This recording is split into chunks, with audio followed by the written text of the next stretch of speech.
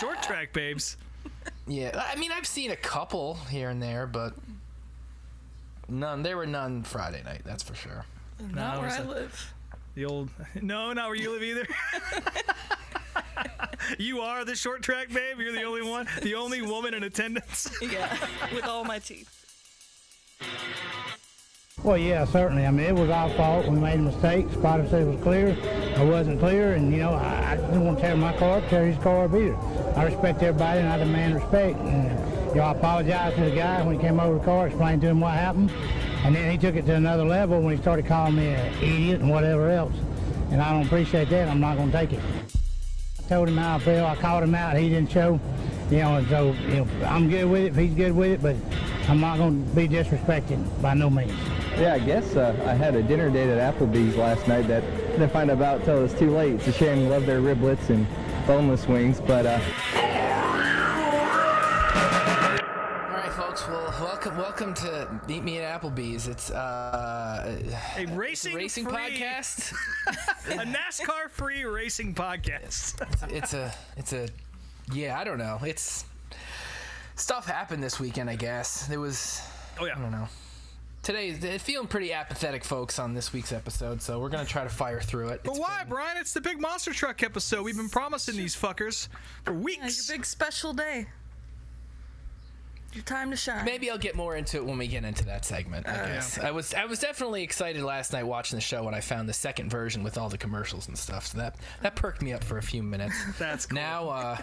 Now back down to earth. Well, the last few hours have been... a lot of Twitter nonsense, and then also me deciding last minute to go to Atlanta for the NASCAR race in a couple weeks. Oh, shit, really? Trying to, yeah, well, it was a deal where, so my friend Mike from First 7-Inch Club, we've talked about on the show plenty of times, like, he made this, he was like, let's go to Atlanta instead of the Chicago race, because the Chicago race is stupid expensive, and, like, we have mutual friends down there in Atlanta, and we have a place to stay and all that, so I was like, I don't know if I can afford it, and I was planning on driving, and I was like, fuck, well, that's not gonna happen, because it's 11 hours, and, like, hundreds of dollars in tolls and gas. Then I looked at flights, and it's like, oh, flights are under $150. Well, I guess I can, and that's for like a 24-hour. Like, I'm just basically flying in Sunday morning, leaving Monday afternoon, like in and out. Not bad at all. Yeah, so fuck it, and I guess I'll be going to the Mid-Ohio truck race the day before, so I've got a full weekend that week. Oh shit, that's awesome. Good for you. Yeah. Well, thankfully, I got a free ticket to the truck race at least, so that all worked out. So, racing, folks. I am going racing again, and I'm excited. And you were just at the... What track were you at this past weekend? I know you were hanging out there and you were posting some stuff on the internet. What was that again? It was an asphalt track with sprint cars. I saw that. Yeah, so this past week in Ohio was Ohio Sprint Speed Week, which I've never actually gone to any of those races because, like, most of the dirt tracks are over an hour away.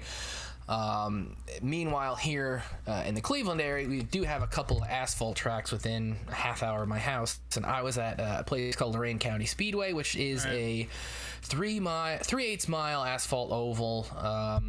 You had the 3 mile oval. 3 mile. I said 3/8. It's huge. Massive, absolutely massive. 13-hour street stock feature, killer. Bring your binoculars. Watch them little Ford Fiestas buzz around, blowing up at 50 miles an hour. See, there were none of those. So there were only 3 classes there on Friday. They had ISMO, right? ISMA Super Modifieds. We had the 410 Sprints because that was, I don't know what other asphalt tracks the sprint cars are running this week, but Lorain was one of them. And some, I guess they were midgets. I think they were midgets. They were very tiny, but they looked like super modifieds, but without wings. I couldn't really tell what class they were, but they're very dwarf small kind of thing. Yeah, That's cool. Now, I had planned on getting there around 7 because that's when the actual racing had started, and much to my chagrin, as soon as I show up right as the first heat was starting, the track announcer, I hear Johnny Benson's out of the race and looks like he totaled his car, and I was like, what? And turns out, I looked at Twitter, and Johnny Benson himself was supposed to race super modifieds that day, and what actually happened with him was he wrecked out in hot laps. Big hit, too. Yeah. He said the car was probably done for the year. I guess. So long story short, The whole damn year.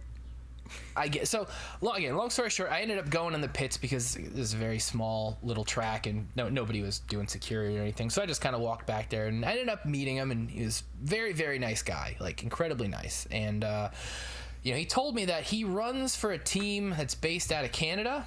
And I thought he was living in Michigan. I figured after he was done with NASCAR, he moved back to Michigan. But he said, no, he's still in North Carolina. That car only has, I think they run with another driver, kind of more on a full-time basis. Well, Johnny's car. Yeah, ran. Johnny's car only was planning to run Oswego and Lorraine and maybe one or two other races. And he's like, we don't know if we can get it fixed for Oswego in a couple weeks. So he might be done. But regardless, it was cool to meet him. Tough cars to work on, for sure. Yeah. But yeah, it was cool. Not my first time seeing supermods. First time seeing sprint cars, though. And they were fun, but, definitely asphalt short tracks are not nearly as fun to watch as asphalt dirt track racing. And hopefully sometime in the next few weeks, I'm going to make it out to Fremont. And I got to check and see when the next outlaw race is coming to Sharon, because I'd like to go check those guys out. And hopefully in July, I'll also be going up to New York and going to Lebanon Valley. So there's my short track report for the day. So Well, good. that's my personal bit of racing news. What about you guys? What's new? Oh, not a whole lot. By the way, the Outlaws were already at Sharon. Well, that was the was it the actual Outlaws? That was World Outlaws sprints. But they're coming back in September. Don't worry about it. They usually do two stops. Yes, the 23rd of September is when they're going to be back. Okay, yeah. Well, hopefully I'll try to make it out there in September. Hell yeah. Outlaw shows are always fucking awesome. I think the late models are coming to Sharon too. But there actually was a lot of racing this weekend, despite NASCAR having a little nap for the weekend.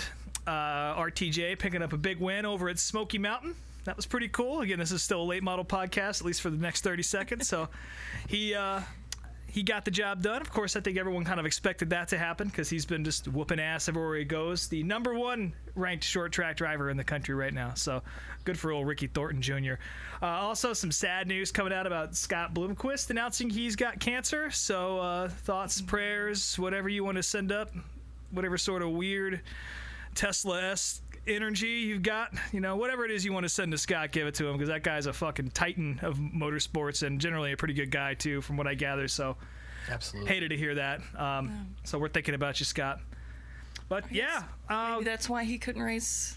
I mean, it's undoubtedly that was the reason he didn't race the Dream and has not been racing at all. And I'll be honest, I heard some rumblings about that, but I didn't want to say anything about it because it's not my business. But yeah, health was definitely a reason he alluded to, and now this makes a lot more sense now that it's out in the open. So we're thinking about you, Scott, because goddamn, no weak links, baby. What else happened? Alex Palou won the IndyCar race. That was pretty fun. F1 was in Canada. Who fucking really cares? Future NASCAR track, apparently. I'm not going to say who won that because you can just guess. Yeah, we don't have to say. I mean, not that Indy was extremely much of a closer race anyways. I mean, I think it was, they had, Palou had like a 4-second lead, I want to say. But I feel, didn't something happen there? Exciting than. Yeah, I mean, it absolutely was more exciting. I had it on, but I wasn't like paying incredibly close attention to it. Yeah, if you were paying attention, again, the broadcast team for NBC is for IndyCar is one of the best in the game, period. And they do a good job of covering a lot of the field. And there are some pretty tense battles going on throughout the field. And yeah, great job from that broadcast team. And a good race, and congratulations to Alex Palou, I guess. Speaking of Ganassi, old Takuma Sato just announced that he's going to be back for the rest of the ovals this year. So that's fucking good news for Ganassi. So cool. Might get to see him bend a couple more cars before the year's over. Almost win, but then bend them in half. So, yeah. How about you, True Love? What'd you do this weekend? What did I do? Nothing. Not a goddamn thing. No, I'm taking a racing hiatus till I go to Atlanta. Yeah, that's 2 weeks. That's after Nashville, right? No, it's Nashville, it's 2 then weeks Chicago, and then Atlanta. Oh, right, okay. Yeah. Yeah. Right. Yeah. Oh, also the ASA tour, I believe. Was it ASA? They're up at Milwaukee. Ty Majeski won that. So good to see race cars out there on the Milwaukee Mile again. And I guess that truck race is coming up pretty soon, isn't it? Where, Milwaukee? Yeah. I don't know that schedule that well off the top of my head, so I'll have to take your word for it. Yeah, we'll go with that. I did see something about Roger Penske attending the ASA race, and possibly some rumblings that Indy is heading back there soon too, so that could be cool. I would hope so. That's one of I love a good flat mile oval for Indy cars, and again, I think they haven't gone there in about 10 years now, I don't think, but I always enjoyed that one. Definitely a legacy track. You know, they used to run it every weekend after Indianapolis like clockwork, so it'd be cool to see that come back, especially now that Roger being a not only a participant in the history of the sport, but an enthusiast, and he owns the damn thing, so hopefully he can make that happen and make my little traditionalist heart just flutter. If you're listening to this, Roger, do it for Rob. Do it for Daddy. God. Ugh, gross. Absolutely gross. Do it for Daddy. Dude, no. We'll put that on some t-shirts. Yeah. Wasn't there like a Cars Tour race too with a pretty exciting finish? Oh, that's right. Yeah, Carson Quaffle got it. I think it was it Brandon Queen? Butterbean. Butterbean, yeah. Yeah. That was badass. Yeah, so a lot of racing, and especially if you're a Flow Racing subscriber, you had too much to watch, and I get overwhelmed with that shit, man. There's just so much I want to watch, and like I try and take in the entire fucking buffet whenever I can. And ever since Flow stopped testing out the Flow Zone, I don't know if you guys ever saw that. I don't know. No. That sounds... They would put up like multiple races on one screen. So it's like you had your own little private racing exclusive Buffalo Wild Wings in your house. It was fucking awesome. And then they stopped doing it. So I don't know who I gotta fucking get a hold of at Flow, like Dillner or whoever the fuck. I'm gonna text his ass and tell him. I feel like that's like a novelty thing though. Like how can you really watch 6 different races at once? Well, I can't. I'll try. I will fucking try. Bring back the Flow Zone. For Daddy. Speaking of Flow, I did watch the first episode finally of Dirt last night, and I really got a kick out of that. I mean, holy shit, yeah, that's F1 doesn't do anything for me. The IndyCar and NASCAR shows were not that exciting, but Dirt hooked me right away, so I'll be watching more of that tonight, I think. Yeah, it's amazing to me how and actually, I'll be honest, I haven't watched the IndyCar one, so I don't know if it was a miss or not. To me, like it being placed on the CW was sort of a indicator of maybe what we were getting. It's an interesting move. And it's Vice. Their documentaries at least look good, you know? Yeah. I mean, the fact that CW is free, which is good, so theoretically you're reaching a bigger audience, but yeah, it's also the fucking CW, so like who actually watches it? I didn't realize that station still existed. Honestly, until I heard that IndyCar show was going to be on there, that's same thought. I had no fucking clue. But yeah, Dirt is great. That's how you make a documentary about racing, and particularly one that is sort of in progress. That's how you do it. So yeah. I will say, who was it? What the hell is his name? Justin Grant.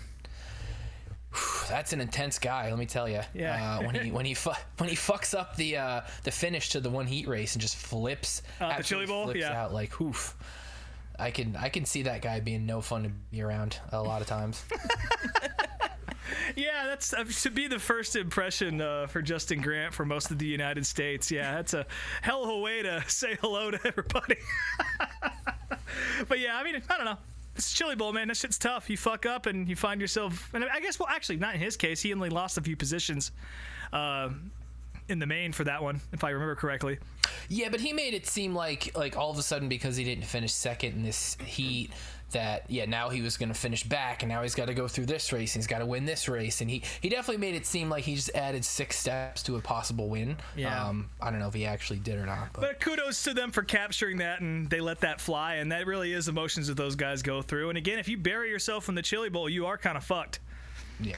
So, yeah, great to see all that shit on television. And again, if you haven't watched it yet, check out Dirt. Brien just stamped it. The Speedway Screen stamp of approval. Absolutely. If anyone's listening that doesn't know what the Chili Bowl is, and we're over here talking about people burying themselves in the Chili Bowl. Yeah, alphabet soup. It's a little... If you don't know what the Chili Bowl is and you're listening to this show, then I God encourage bless you, you. Google it. Please. Honestly, that's the most fun fucking event. And we can talk about this. We have nothing else to talk about till we get to monster trucks, but that's the most fun event of the year. I swear to God. Like, I love Indy and I love all the pomp and circumstance and the ceremony before it and how they qualify and everything. I love that shit. But the Chili Bowl is just a week straight of indoor midget racing every single night. And again, if you have flow racing, this is the reason why I was really sold on flow as a concept, is because it used to cost a lot of money to watch the Chili Bowl. It was like $30 or $40 a night, and then it would switch over to Mav TV on Saturday, and you pay all that money, you can't even really watch the A main, and you have to sign up for like a free cable subscription or Fubo or some shit. And now that it's all on flow, it's just one stop, and you pay the same amount you'd pay for like 2 or 3 nights for an entire year's worth of racing. This is not sponsored by Flow, by the way. I'm just putting this out here. Rob works part-time for Flow. He I just feel like I doesn't want fucking to admit it. do sometimes. Still waiting for my first paycheck. Yeah. But yeah, the Chili Bowl is just 5 or 6 nights of awesome midget racing. There's a big sort of main event every single night, or qualifying race. There's always heavy hitters in there. There's people from all over the racing world. Chase Elliott's run it. Santino Ferrucci's always out there. Alex Bowman has a few cars he puts out there. It's a big deal in pretty much every racing community now.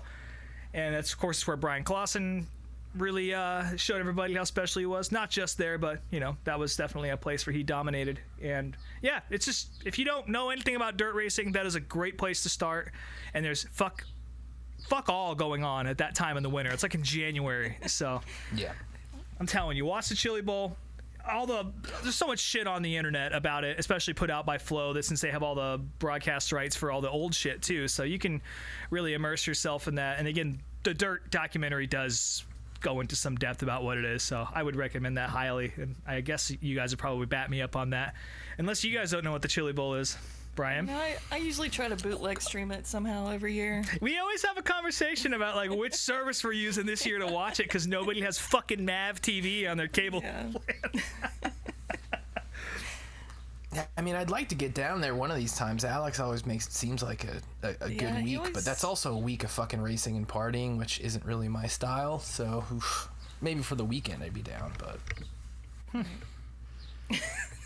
That was a disapproving from Rob. Listen, there's only I got a limit. I got a party limit. I got a racing limit. Like, I got a limit with anything I do in life. Like, there's only so much. I can't go to like 6 days worth of racing. I just can't. Like, I can't do too much of anything is bad. So I'm a guy who likes to limit that, as it is. Well, this is a man of final episode. A man of moderation.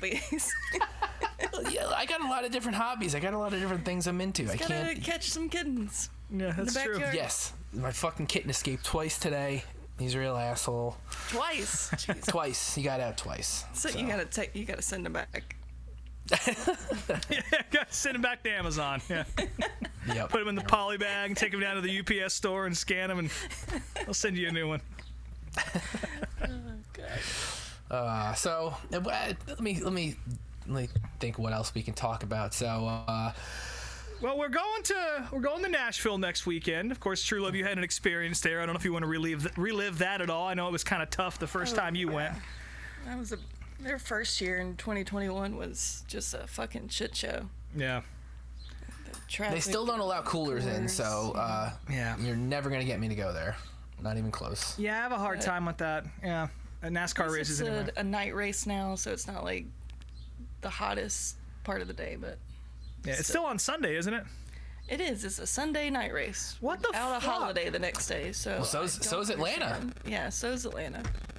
I don't understand that shit. Which is man. part of the. So Atlanta, like, why the hell are they doing two? Like, I thought their second race was going to be either in the playoffs or like a cutoff race or something, not July. I mean, whatever, but it's just weird that they have two dates that are in the regular series. Yeah, if there's one thing everybody knows is that Georgia is just a perfectly pleasant place to be in the middle of July. Yeah. Can you vouch for that, True Love, as a resident? Yeah, last year, Beautiful. July race was miserable. So fucking hot. I just sat in my seat the whole time because I didn't want to move and like work up a sweat. Yeah, just sat there. Jesus, and it's already in the high 80s there in Atlanta. No wonder your flight was like $80 to get down there. Yeah, well, like Bust them in however they can, I guess, this time of year. Good God. But I am excited to see like a night race there. That'll be, a new experience. That would be cool. I'll be going with a bunch of non-racing fans, so it'll be a real experience for me. I'll be going with my entire family. So. Yeah, I'll be watching you from. You can meet the fam, Brien. Oh, I guess I can do that. Yeah. I've already interacted with your brother, I think, on social media, but obviously have not met the rest of the family. Yeah. And not on Twitter, I hope. Definitely not on Twitter. Which, here we go. Then now we can segue into my Twitter comments. Yeah, a little alley-oop for you there, buddy. A couple fun things happened. So fun. Tim Vaines decided to open his mouth yet again, and he is apparently quote unquote sponsored by Trump Airlines, but much like I think the last time. I don't think I don't think it is. I don't think that's at all a thing. It was at one point, but not anymore. He's got a photo in front of him with that stupid fucking alt-right rapper that wrote the Back the Blue song and that other one that just came out recently in front of like Trump's plane. I'm not from Ohio. I don't know about any of that stuff. So it's you don't need that's just know it's bad. The Back the Blue song had like I think it had Mike Harmon in it like in the video because I think that's when Mike Harmon was driving the Trump truck. Maybe I'm getting these mixed up, but regardless, this is something I need to Google, I guess, because I want to see. There's a lot of shit. Tim Vaines just decided to tweet, like, I'm right wing, I'm a Trump supporter, and check out my new vehicle. And then he's like, maybe I'll do a Truth Social truck, and like, maybe the check won't bounce. Yeah, this guy's already has no money. I guarantee Trump's not giving him any money at all. So he's just making himself look stupider and stupider. What was it, like the Trump Winery or something? Trump Winery, that's it. Yeah. That's it, Trump Winery. I guess that's plausible. Never heard of the color scheme. Does Trump have an actual? Trump doesn't fucking drink wine. Trump doesn't drink. Why the fuck would he have a winery? He's a businessman. He's got his hands in everything, man. That's another tax shelter, I guess. But yeah, that guy doesn't give a fuck about anybody. I don't care how you feel about the guy, but when it comes to this sort of thing in NASCAR, like if you ever see his name on a car, it definitely came from like a PAC or something like that, but it didn't come from Trump's own hand. He doesn't give a fuck. That guy is about to go to court and needs a lot of money, and he just implicated himself on Fox News on some shit. So he needs a good lawyer, and I don't think he's handing out money to NASCAR truck teams to start in parks. So it's the same thing with Matt DiBenedetto again. Like I don't care what your political beliefs or your religious beliefs are, whatever that shit is, but like when you start pandering to with that in mind, I just feel like it's a very big gamble, and you're kind of putting your career on the line when you do that sort of thing. And if those are the guns you want to stick to, then that's fine. Be you. I really don't care, but I just don't see that really working out for anybody, and clearly it hasn't worked so far. Yeah, I mean, it hasn't worked for anyone. Any single person that has been like an outward Trump supporter, run a Trump car, or tried to capitalize on their Trump supporter fan base, like Brandon Brown, it's just all failed. So poor Brandon's story is fucked. Brandon's story is a little bit different. I'll give him that. I'll say that Brandon Overton made more money on the old selling Let's Go Brandon shit than Brandon Brown did. Let the late model community come in and sop all that money up. You know what I'm saying? Mm-hmm. And speaking of that, I forget who put it out, but there recently was like a 18 or 19 little mini documentary about the entire Brandon Brown story. Really? It's on YouTube. I'll have to find it and send the link and whatnot. But for those who don't know the whole fucking story, about the Brandon himself and the chant and everything, it's very good and it's very concise. And yeah, it does paint Brandon out to be a victim because I hate to say it, but he kind of is. Like he finally reached. Definitely was, yeah. Yeah, he reached his dream. He finally won a race, and it completely ruined his career. Yeah, who the fuck cares? Yeah, so poor guy. Yep. And in other social media news, We're calling this news. I guess it's not so much news. Spotter Brett, your best friend, my buddy Spotter Bert, decides to continue to run his mouth about Chicago and violence and this, that, and the other thing, both under his name. Yeah, in St. Louis. Indianapolis. This, that, and the other thing, and also through the Couch Racer brand, which is, I think, another way for him to kind of espouse his opinions without damaging Door Bumper Clear or his own name, even though it's him. It's too late for that. Yeah. Freddie Kraft, after seeing a lot of negative tweets about spotters from fans the last few days, because I guess there's Eric Almirola's spotter is another one who's said a lot of the same stuff as Brett. It's led to a lot of generalizations from fans that a lot of spotters are just, right-leaning, xenophobic, prejudicial idiots. And Freddie Kraft decided to speak up against that, and not so much speak out against what his buddy Brett said, but more just the fact that fans are saying all spotters are assholes. And Freddie, I don't think that really was the tactic to use. He's like, well, if you guys want to give me shit for being friends with Brett, that's fine, but just know that not all spotters are like Brett. I'm like, okay, well, you're not doing yourself any favors. It's like bad cops or bad doctors or whatever. Like, if there's one bad one and all the rest of them look the other way and don't acknowledge how much of an asshole the one is, that makes all of them bad. I don't know if that's a one-for-one translation. I'm not saying that personally.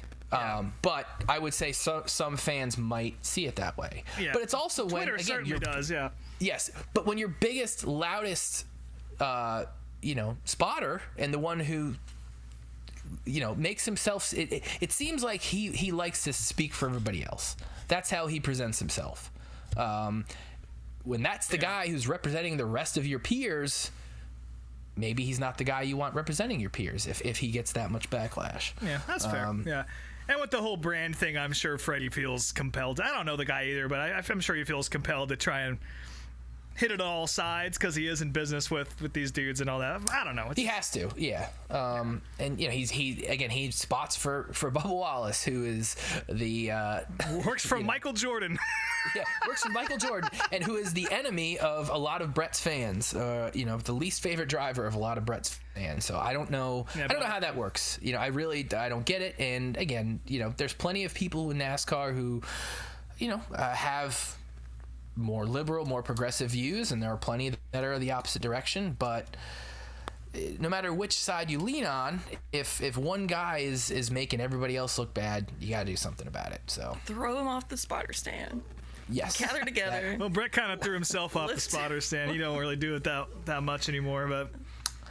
Well, I'm sure he gets pretty stumbly up there too, which doesn't help. But here's my thing though. Like, if you just don't say anything. Like, why do you feel compelled? And I know it's probably because he is involved with the brand and all that, but like, if you don't want to feel the wrath of Twitter and interact with these people, then don't do it. No one's making you be up there and do it.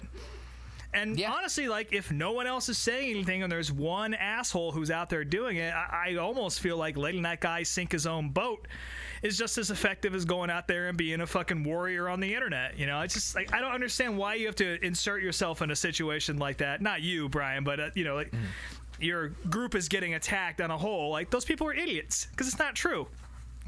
So I don't know. I just think all that shit is stupid. But it is very stupid. But every once in a while. It's fun to play, though, isn't it? Yes, yeah. I tend to get. Listen, I've been a poster for over 20 years. I've been on the internet since I was in middle school, so I've got a lot of experience talking shit online. So yeah, that's the social media update. Has Brett blocked you? Have you been blocked? No, never has. Never has. He threatened me once, and he threatened me years ago and told me to show up to a race. And when I DM'd him, he never responded. So still hasn't blocked me though. Won't respond to me anymore. Yeah, some people just don't need to have that instant platform. No, definitely not. That's all I'll say. Especially when you're an alcoholic. That doesn't help. Oh, damn. You got any more news? Look at him, man. Look at his Breaking news. Look at his face. If you can't tell, look at his fucking nose. His nose tells the story. That's all I'm gonna say. Jesus Christ. You heard it here first, y'all. I'm over here praying for Scott Bloomquist, and you're out here Sherman's march to the fucking sea out here. Jesus Christ. I just hate people that suck. Man. And he sucks. Prayers up to the aliens for Scott. I don't want him to go home anytime soon, back up to the mothership. Absolutely not. Send down a cure. Yeah, and Brett, just turn your phone off for a little bit. Yeah, please. Throw it off the spotter stand. Yeah, seriously. Has the big announcement happened yet with Josh Berry? Has that happened? It's happening tomorrow. So. Yeah, tomorrow. Yeah. I wonder, I don't know. I'm starting to lose hope that announcement is going to be anything more than just Josh going to that car. But I guess we'll see. I feel like that's going to be the case, and if there's more to it later on, we'll hear about it once that's done. But yeah, pretty cool for him. I think the big piece in play here is whether or not Anheuser-Busch is going to stick around now because Josh Berry's there. I don't know why they would. To be perfectly honest, I think short track people really love Josh Berry, but outside of that, if you have the opportunity to go out there and sponsor Ross Chastain, who is one of the only drivers that anyone really knows outside of NASCAR, I feel like that's probably who you go to, and Daniel Suarez as well. So I think the Trackhouse thing probably makes sense for them. That seems to be the prevailing theory of where that Budweiser money is going to go. So I better finish up this pack of Busch Light Peaches real quick before Ross signs that deal. Yeah, y'all drinking that children's beer, huh? It's pretty delicious. Listen, motherfucker, It's you were gonna be drinking a good little summer beer. You were drinking a fucking toilet water last week that was just sugar with booze in it. So don't give us shit about drinking candy some bars. slightly fruity beers. Yeah. Well, I mean, it wasn't a children's beer, so it says right on the can, 12 and under. No, I actually got handed one of those, and I thought it was one of the corn cans, Yeah. when I was at Eldora, and I looked at it and I was like, what in the fuck? And it was a cooler full of them, and I was looking to shotgun a beer, so I handed it off. I wasn't ready for any surprises. Shotgun it. So, no. Ashley, do they taste like peach tea like I was told, or what? Yeah, maybe not, there's not like a tea flavor, but I really like it a lot. I like it a whole lot more than I liked Busch Apple. I didn't like Busch Apple at all. See, I love the apple, so I guess we'll see how peach treats me. I'm not a huge fan of fake peach flavor for whatever reason, but I'll still try it. Yeah. I'll be drinking some of these at Atlanta for sure. Let's beat the heat stroke. Yeah, 140 degree southern night. 108% humidity. Mm-hmm. That's us. Well, I suppose if you're drinking Busch Light all day, you'll be hydrated at least, so you can... Yeah, exactly. Brien, is your cat going to pop on the show here at any point? No, I'm shocked you can't hear my dog barking at the mailman right now. I can hear. Yeah, I can hear that. Dog, yeah. Okay, yeah, even again through He's multiple doors. probably trying to tell you that the cat has escaped for a third. Brien? Cat. All the doors are shut right now. The cat's fine. That's what you think. Shoot through the screen! Whatever. Anyway. Yeah. Man, I'm so stoked for you guys to go to Atlanta. That's fun. That's really fun. I would love to go to Atlanta at some point. I really hate that I missed the old Atlanta because that was my favorite mile and a half. But from what you guys have told me, the new one seems fine too. Yeah, so it's fun. I'll join you down there one of these days. Yeah, I'll save you some Busch Light Peaches. Yeah, I will drink whatever's put in front of me. Yeah, as long as it's cold. Like whatever's making noise in the background of Brian's house. I am also a dog. Well, that was the mailman is finally gone, so now he stopped barking. So we're good to go. Good there. boy. How about this video of the week, bud? Well, actually, do we have a dart for the week? I don't think we really do we? Nah, I don't. Brien just rattled off every. He's talked to all of them. We have dumbass NASCAR employees this week, so I do want to give a shout out. I do want to give a shout out to Eric Jones here for celebrating Grimace's McDonald's favorite character Grimace. It was his birthday over the weekend, and Eric Jones wished him a happy birthday. It was. Yeah, Eric is the king of tweeting out the most random shit at 2 in the morning on Twitter. Yeah, in the midst of all this nonsense and vitriol and hatred, there's just Eric Jones shouting out Grimace. So kudos to you, sir. That made me smile as wide as could be. So he gets the opposite of Darth of the Week award. yeah, man, SHR ought to buy him out and put him in a shit box. The Toyota thing might be good. I'm curious to see how that goes. I just want to see Eric in a good car again. I really do. I feel for him this year. Yeah. So yeah, no dumbass race fans, just dumbass NASCAR employees. That brings us to our next installment of my History of Monster Truck Racing series. And we're skipping to 1987 this time around. The Pontiac Silverdome, which I think we might have seen some clips from there in some of our other videos, but I think so. Yeah. Silverdome was the home of a lot of monster truck history. It's the home of the first car crush by Bigfoot, at least publicly, and a lot of racing over the years, a lot of truck pulling and mud bogging and all that stuff. Sorry to cut you off, but wasn't there even a late model race in there? There at was some point? An ASA race. Yeah. Yeah, I actually have a program from that too. Do you really? I'll have to dig it up, but I found it at an estate sale in Detroit last year, and the guy had a bunch of monster truck shit and just happened to have a program from that race, so I do have proof of that. If that video exists, we should talk about that on here at some point. But yes, that's. I want to say I looked it up, and I think it does. I think there is some video footage of it. I don't know if it's like the whole broadcast, but I know there's like clips and stuff like that. But if there's a longer video, we should definitely watch that at some point. But yeah, if you guys don't know what that is, Google ASA Pontiac Superdome, and you'll see some wild shit. But anyway, back to monster trucks. Back to it. So this video is from the USHRA, which if you somehow don't know that name, they are still the quote-unquote sanctioning body of monster trucks to this day, and the ones behind Monster Jam. But in this time period, they were really heavy. Even though they're called the Hot Rod Association, they were mainly into truck pulling, truck and tractor pulling, and that led to monster trucks as that sport progressed. And in the 80s, I mean, they were a touring company that toured all around the U.S. with these shows and ran arenas and stadiums and all that. And as monster trucks grew, it went from being just an exhibition thing like we saw in other past iterations of this video series to now a monster truck racing thing. And for this tour,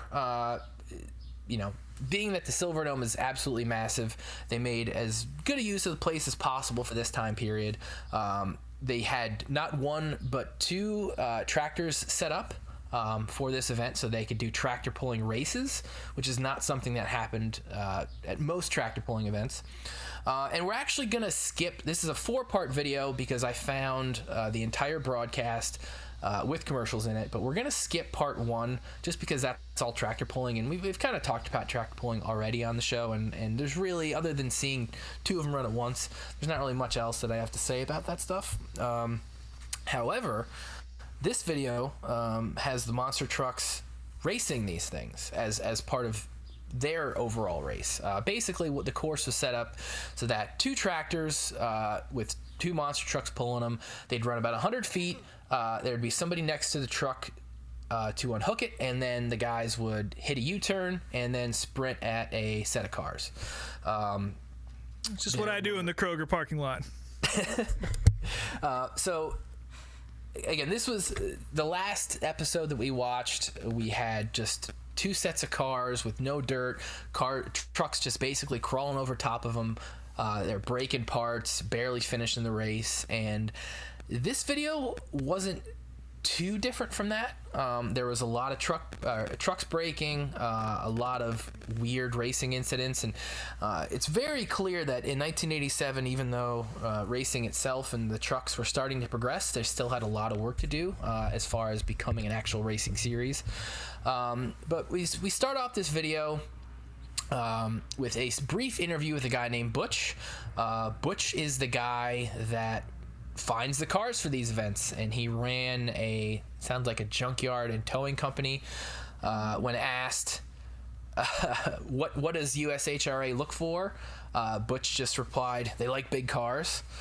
He says most of the cars were abandoned, stuff he found on the side of the road, and would tow back to his lot, and they would just use those things to get smushed by the trucks. And then afterwards, they just head off to the crusher where they're turned into cubes and processed however the hell they process them. He had his whole family with him for this little 2-minute interview, and I think Butch looks like the type of person that you would expect to gather up crushed cars for a monster truck show. Yeah, him and his son had on their little matching outfits from the company that he owns. Well, yeah, you gotta represent the company on TV. Get whatever little bit of plug you can get right That's there. a great. He was a man of few words, Butch. Yes, That's a great description of that guy. Also, a great thing to put in your Twitter bio. The kind of guy who rounds up crushed cars. Yep. So the first video, or the first race, was Bigfoot, which obviously we've seen Bigfoot plenty of times, and another vehicle we've seen plenty of times. Saw in the last video, the Monster Vet of Cliff Starbird. And this was not really a contest.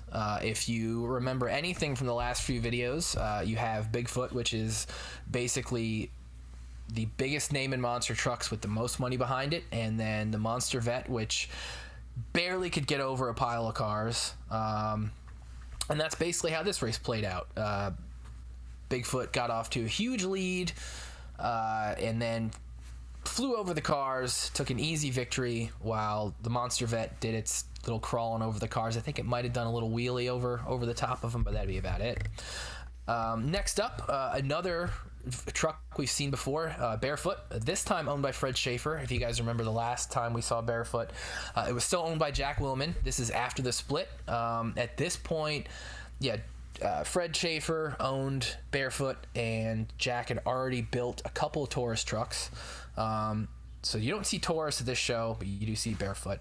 Up against a truck called the Toy, which was a little Toyota truck that ran on skinnier tractor tires and had a little wheel, like a wind-up wheel that spun the entire time out of the back of the bed. This is another non-contest, as the Toy broke a drive shaft right off the line while pulling the tractor. Barefoot took an easy victory. Again, this is a prime example of a lot of these trucks not being ready for competition. The trucks being display vehicles, meant for show, not for go, whereas Barefoot had already been on the circuit for many years, and that truck was ready to race and perform.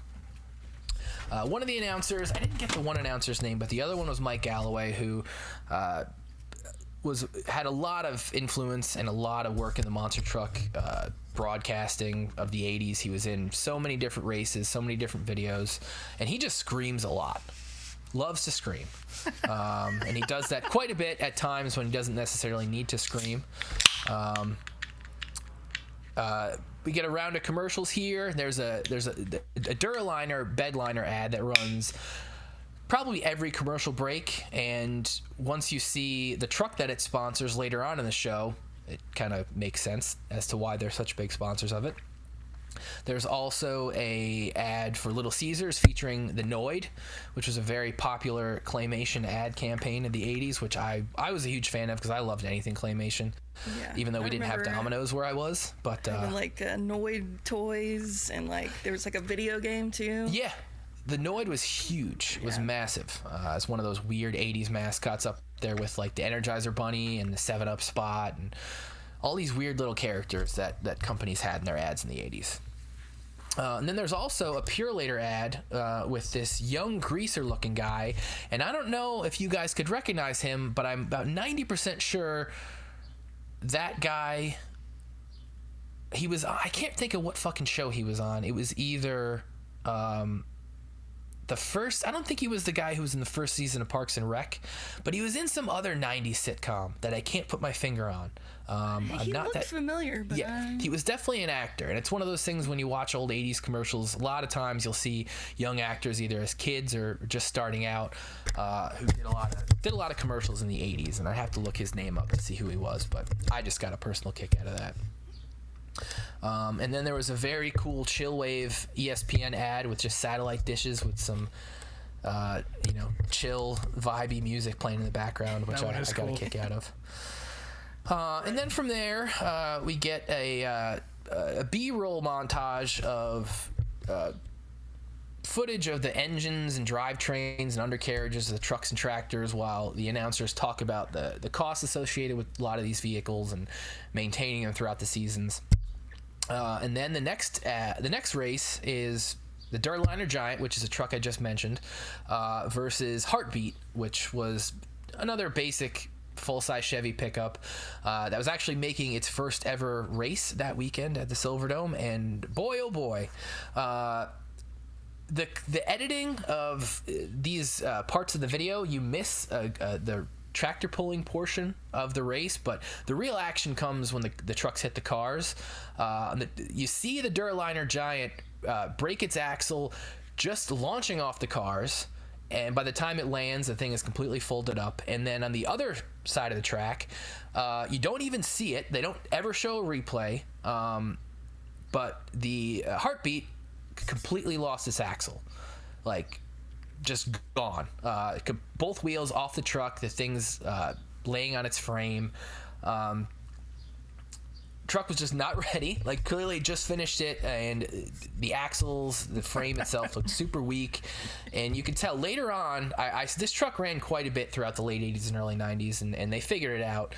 But it started out as this just black Chevy that they painted up with all these like short track sponsors, and the thing just looks like shit. And compared to the other trucks that had really beautiful paint schemes, or like at least themed, schemes, and meanwhile you just got the Heartbeat that has 16 different little sponsors all over the side of it. And then both trucks shit the bed on their race and don't make it out of the next round.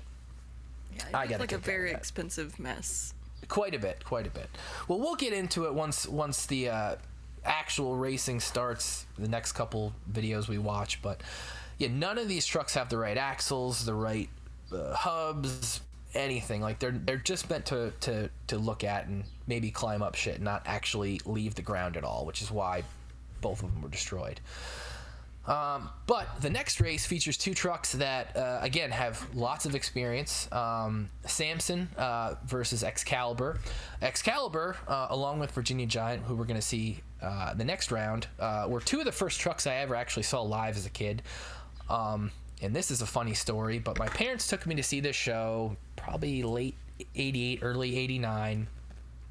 It was Virginia Giant, Excalibur, Star Monster, and Rambo, who were two Western New York trucks that I saw quite a bit as a kid. But earlier that day before the show, I ended up riding my bike in my neighbor's driveway super fast down this hill and falling and hitting my head. And then later that night, I ended up going to a monster truck show, and I don't know. To me, I feel like there's some connection there as to why, to this day, at almost 40 years old, I'm obsessed with this era of monster trucks. I don't know if that day had something to do with it. Could be why you can't watch 6 days of racing in a row as well. It could also be part of that, for sure.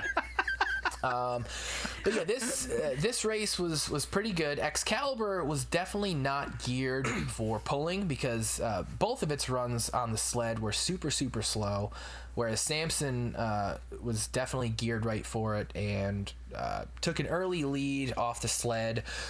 But Excalibur made up for it in the very end.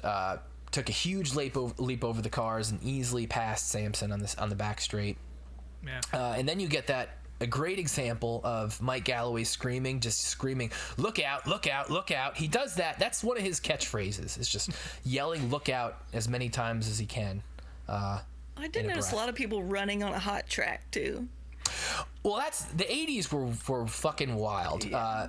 People were feet from the cars, feet from the track. Like, nobody. The guy whose job it was to, like, unhook the sled from the truck. Yeah. Did not seem like a safe gig at all. I don't think OSHA was an organization in the 80s. At least they weren't going to these meets. That's for damn sure. Well, while there's no footage of it, there were a few deaths in the 90s that put a huge stop to that, and even one a couple years ago. But we'll get to that later. Yeah.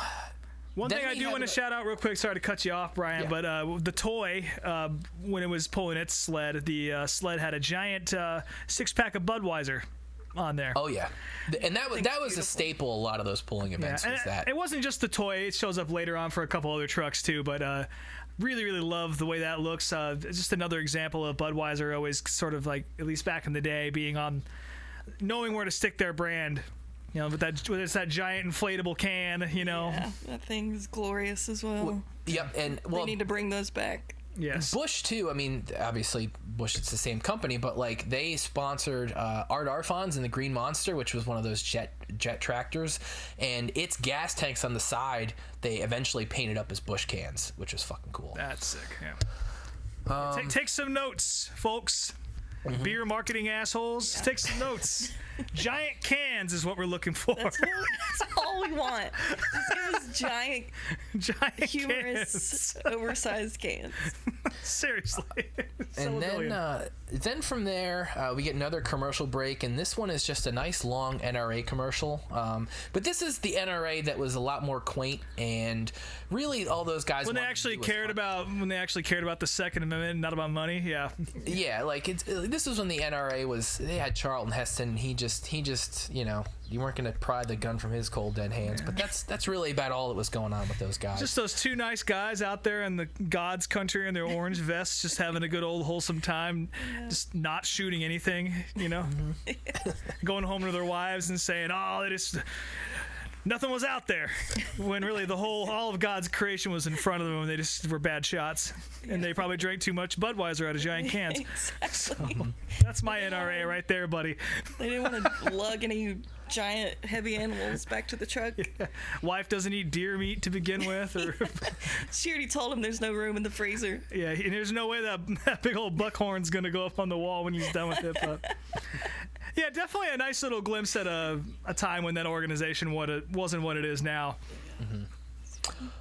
So next up, we get our final race of the first round of action. The Virginia Giant, which I previously mentioned, up against Wild Stang, which was Cliff Starbird's third monster truck.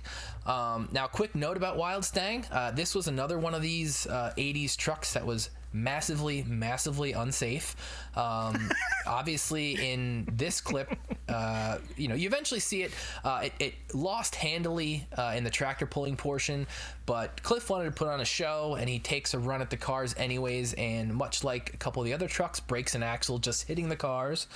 But what I was saying about Wild Stang being unsafe, there is video footage of this on YouTube of probably around this time, probably maybe the next year. Wild Stang flipped backwards at a monster truck show onto its roof, or its lack of roof. As you guys could see, there was one roll bar there. The driver actually survived, but it is a very scary incident. The thing is completely flat. It looks like there's no way anybody would have made it out of that alive, but he did. And this is one of those vehicles that sat outside the Starboard Museum for well over 20-something years.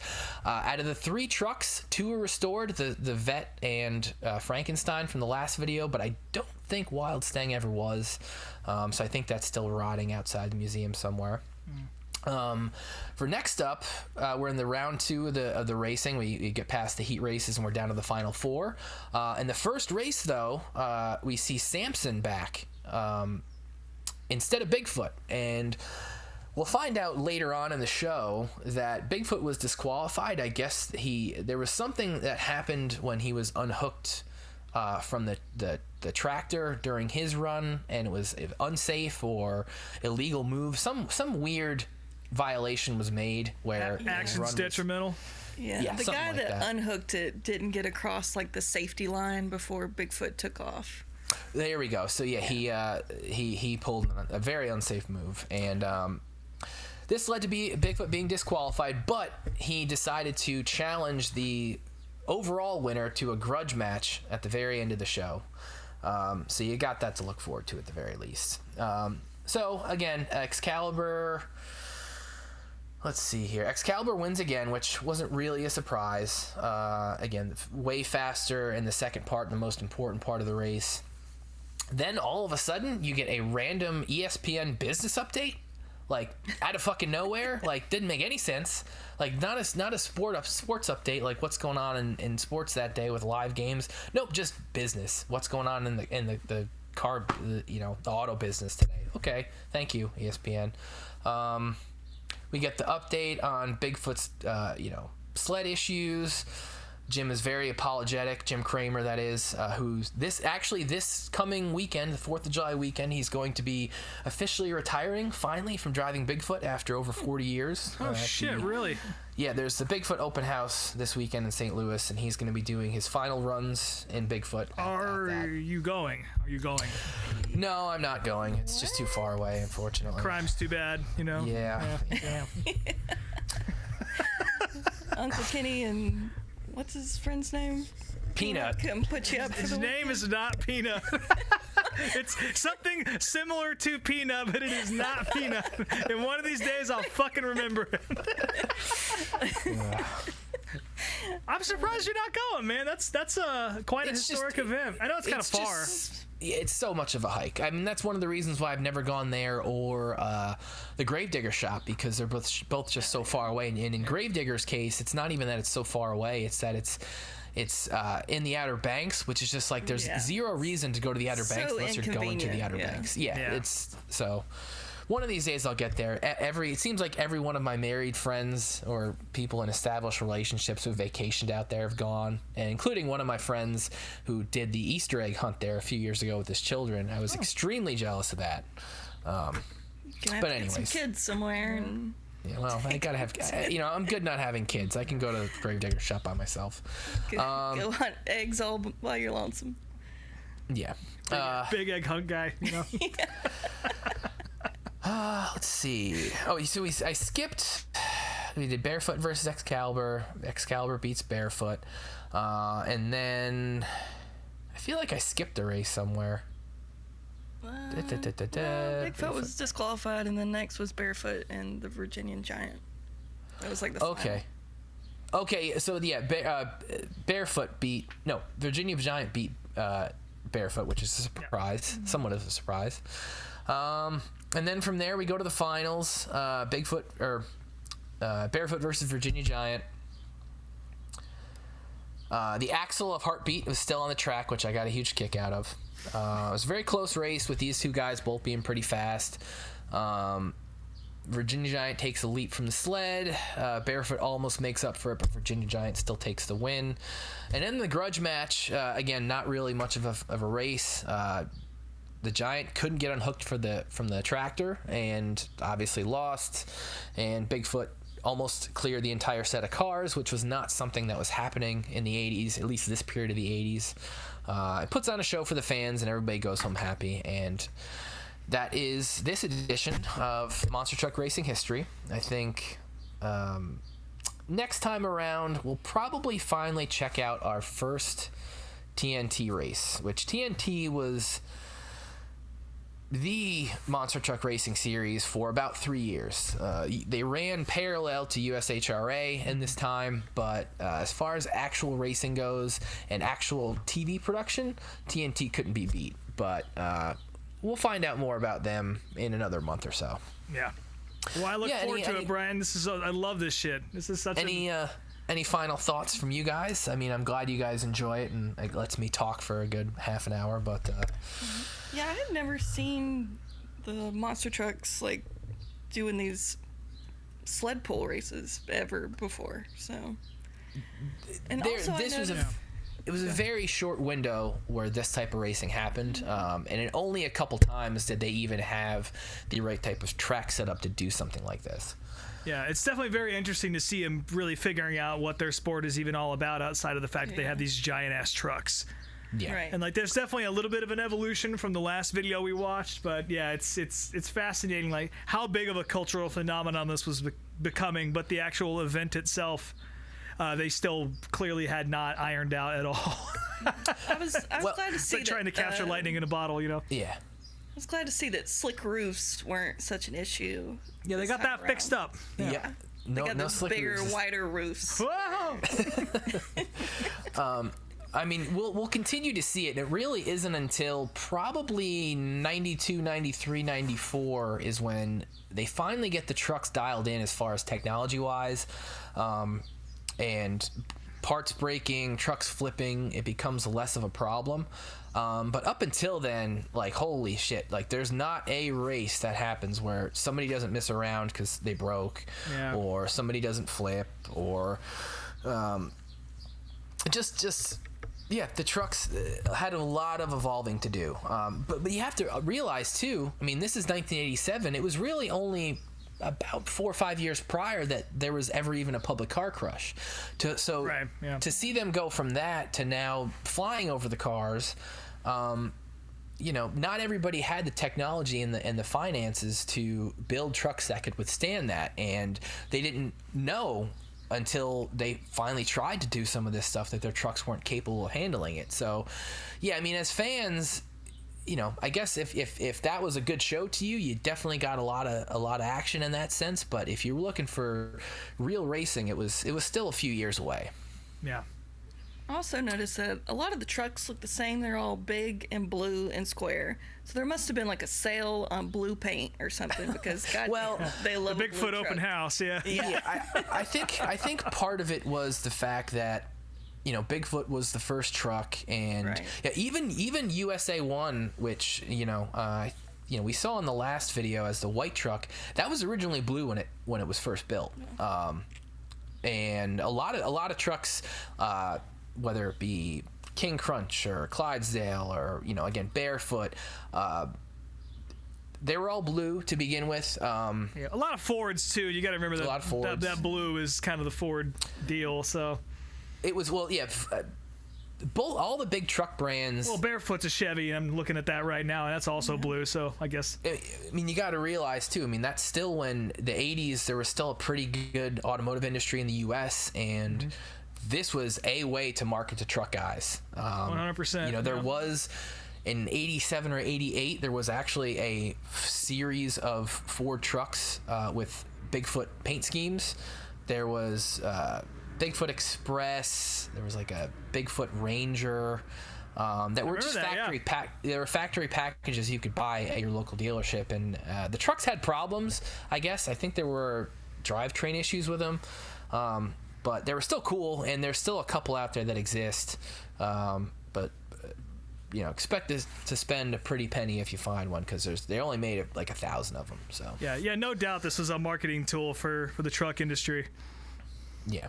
And it really, Ford was a huge sponsor of Bigfoot right up till the early 2000s, and that's when the first ever Bigfoot Chevy was built. And we'll talk about that in a year, maybe. In one calendar year. Write it down, folks. So yeah, that was this week's trip to Applebee's. Next week we've got bunch of races to talk about. We already went through them. Nashville to beginning of the year, or the weekend. I'm babbling now. What the hell? What is going on? Whose music is that? It's not me. Oh, it's Rob. The soundtrack. What are you talking about? Selling some trucks, baby. There you go. It's not Space Dixie this week. Yeah, I was just about to say. I was waiting for that. I can put that on if you want. Oh God, finish every show with that from now on. Real quick though, we will. Speaking of marketing, because this just popped up in my recommends on YouTube recently. In 1989, Volvo was embroiled in controversy when they did an ad with Barefoot in it, and basically turn this off for that. Kidding me? The video shows Barefoot crushing over a pile of cars, and there's a Volvo in the stack, and the Volvo's roof does not collapse, even though Barefoot runs over it multiple times. Well, it turns out there was a lawsuit against Volvo under false advertising pretenses, because yes, they reinforced that Volvo in that ad, and there's a Volvo and it will crush. Yeah. You can die in it. Yeah. But to be fair, those old wagons were sturdy as fuck. Like, it was tough to destroy those things. That's a fact, man. You were not going to be able to run over them with the truck. So yeah, little monster truck advertising bullshit for you there. But yeah, next week we got Nashville. Is there any Indy or F1 to talk about, or any short track stuff? Or they're both off this weekend. Well, it'll just be back to good old American NASCAR in Nashville. Well, I mean, there's a bit Firecracker 100s this weekend for the Lucas Oil late models. Are out at Lernerville for 3 nights. There's some other shit going on. Thompson's running this week. If you got Racing America, they're racing tomorrow night, the Outlaw Open Modifieds. That's usually a good show. My wife is unfortunately having knee surgery tomorrow, so I don't think I'll be able to make it out to that without landing myself just firmly in the center of the doghouse for the rest of my waking life. But there are modifieds in New England, so maybe skip that one. Come back around to it another time. Yeah, we'll deal with that later. From 1 calendar year from now. Exactly. Yeah. So I guess that means my next trip to the racetrack is going to be Loudon for that whole weekend up there. Maybe go see Kyle Busch run not a late model, but what do you call it, a pro stock at Lee, and then the modified tour, and of course the Cup Series and Xfinity. So until then, I will be homebound, watching it on TV while you guys are out there seeing the real thing. Yeah. Not in Chicago though, I guess. No. Won't be there. I did see on Instagram today that Ryan Preece will be bartending at Roberts in Nashville on Thursday. So if anyone's going to Nashville and wants to buy a beer from Ryan Preece at the best bar on Broadway. Roberts really is the best bar in Nashville, I would say even. Yeah. Hipsters be damned. They'll tell you some other shithole, but I'm telling you, Roberts is, you want to see like the best of old Broadway and also some just hot shit country music, that's the place to go. Good bologna burgers affordable. Too. And it's affordable. That's a fact. Just can't bring your backpack in there, just so you know. Oh, okay. Can't bring your backpack. I'm serious. I couldn't go in last time I was there because I had it with me, and I was kind of on foot waiting for my hotel room to open up, and I couldn't get in because I had a bag, and I get that. Yeah. But so if you're visiting Roberts, just be aware of that. But yeah, stuff it in a trash can somewhere or something. Well, speaking of bags and races, I just looked at my group chat for this trip to Atlanta, and it looks like we're going to be sitting right underneath the Champions Suites, not super far from the start-finish line. I can't tell exactly how far up the grandstands, but it looks like we got fairly decent seats. So. That's cool. Nice. What's the deal with Atlanta? Before we get out of here, you can bring your own beer in, right? It's SMI. Oh, so yeah, for sure. Yeah. What do you guys get into outside the racetrack? Do you guys camp there? You just stopping in, hanging out? You staying with friends? Like, what do you do in Atlanta these days before you go to the track? Well, I live like an hour and a half from the track, so yeah, it's an old hat to you. At the comfort of my own home. That's the best.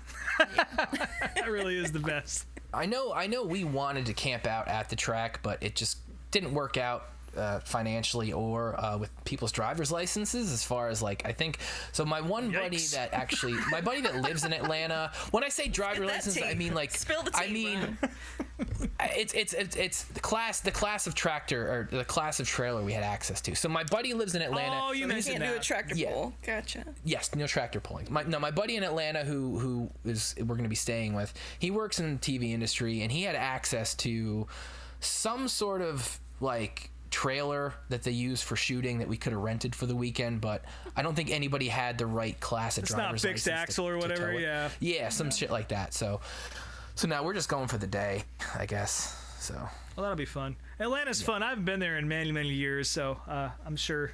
True Love, you got any recommendations for bars to go to, or? When I lived in Atlanta, I lived at the Earl, so. Oh yeah, that's the right. Earl, Flatiron's a favorite of mine. That's about it. The Earl is good. Within walking distance of each other, and I just walked back and forth. Well, the track is it's out in Hampton, right? It's kind of in the middle of nowhere a little bit. Yeah, it's Hampton. It's maybe 30 minutes south of the city. Yeah. There's nothing in Hampton. I have no recommendations for Hampton. Not even a Hooters or an Applebee's? I don't know. Man, that's what Google's for, I guess. Well, shit, I'm jealous of you guys. I wish I could go, and I'm sure I'll get Atlanta on my list at some point. Yeah. Well, as long as we'll be down in Charlotte this fall, I saw. Get a little. Oh, that's right. Yeah, I guess I could do a little plugs here. Yeah, my band's going down to Richmond, Charlotte, a couple other places. These Wild Plains, that is. And I should have had the dates pulled up, but October 13th at the Beaver. Woo! And I think it's the 12th or the 14th. I'm in Richmond, one of those two. So you can do your own research on the internet. Yeah, we'll be down south in October. I'm really looking forward to it. Again, those are two of my favorite places to play, particularly Charlotte. Got a lot of A lot of good friends and family down there that I love very much, and looking forward to lighting the Beaver on fire with them yet again. Brien, you got to come down, buddy. Yeah, come to the Beav. We'll see. So that weekend is, or just before that weekend is my 40th birthday, and it's also the weekend of this massive citywide garage sale that I go to every year. It's like a big business trip for me. So I don't know if I'll be able to pull that off, but it's possible. We'll see. I think you should celebrate your 40th birthday with us at the Thirsty Beaver the weekend after that. Put it on your I will keep it. I will keep it in the calendar. It's a possibility. Hold him accountable, folks. You can find Brien on Twitter. Yeah, he'll respond. He will respond. Unlike some of these other bitch-ass motherfuckers on Twitter, Brien will clap back. So you put pressure on him to come out and hang out, to fly out very far away from home to hang out at a fucking postage stamp size bar for a free show that his idiot friend is playing. So whatever. You only turn 40 once. It's true, and the Beaver is a good place to do it. I'm telling you. I will keep that in mind. I've turned 40 about 6 times in that place. So. Tell you that. Oh, fuck. Well, as always, you can find us at Meet Me at Applebee's on Instagram, Meet Me at DeBees on Twitter. I'm Speedway Screens on all the things, and speedwaytsj.etsy.com. And here, everybody else's begrudging plugs. Snake Mountain _ True Love. That's it. We doggies. Get my Rob Motes _ unofficial on Instagram and Twitter, which I don't really post on either of them. But again, my band's These Wild Plains. We do have shows coming up finally. That actually wasn't the announcement I was going to talk about. I mentioned a couple weeks ago. That's still coming down the pike. But we are playing shows down south, and I'd love to see all y'all out there. I know some of you listening to this have seen us before and hung out with us in Charlotte and Richmond. I'd love to see you again. Hell yeah. All right, folks. Well, thanks again for joining us at Applebee's, and we will talk to y'all next week.